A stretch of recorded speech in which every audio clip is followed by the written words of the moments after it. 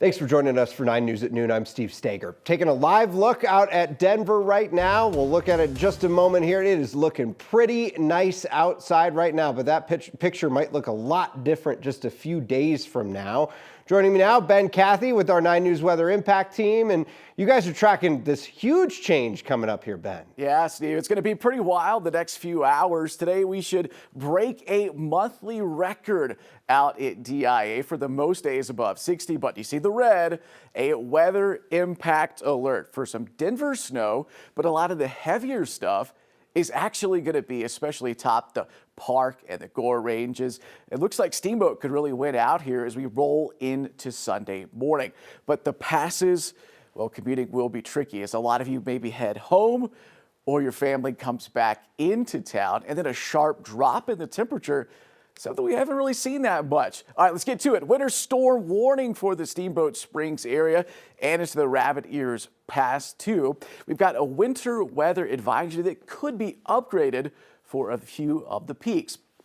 Right now we got 63 in Boulder. Denver, there it is, the 16th day at or above 60. Yes, 60 for the month of December. We're going to shoot for 2 degrees off of the record high for today. A live look at the Loveland ski area. The snow meter, well, it could use some help, and it is going to get some help, especially for the mountain peaks. Telluride, of course, some big news there today. Steamboat and Parks, part of that winter storm warning, could get north of a foot, Steve. All right, we look forward to a little bit of snow, Ben. Thank you.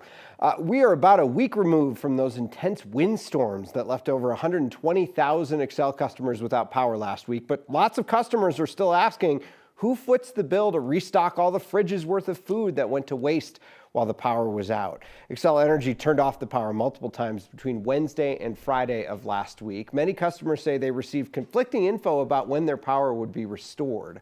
The owner of Nosu Ramen and Abihas Bistro in Golden told our partners at the Denver Gazette that more than 5 days that he lost $50,000 to $75,000 in both product and revenue. Xcel Energy says it knows long shutoffs can pose problems, but the company does not reimburse customers for spoiled food or lost revenue during outages like the ones we saw last week. Denver police say they've taken a person into custody that they were looking for all morning. Around 5 o'clock this morning, a shelter-in-place started along Emerson Street near 17th Avenue by St. Joseph's Hospital. Sky 9 flew that area over that neighborhood during the shelter-in-place. Police say that they were looking for a robbery suspect there. That person's now in custody. A man involved in a January break-in that ended in the death of a North High School student was in court today. Cooper Miller didn't show up for his last court hearing. He is charged with felony burglary and robbery charges in connection with the January 7th break-in that ended in the shooting death of Audrina Arrington. And according to an arrest affidavit, Miller and another man entered Arrington's apartment in search of motorcycles and tools. As the men entered that apartment, they struggled with the girl's father. He told police that he grabbed his own gun and fired at least one shot, and someone else fired shots. One of those shots struck and killed Arrington. Miller had originally been charged with second-degree murder, but those charges were dropped back in May. His next hearing in this case will be on January 26th.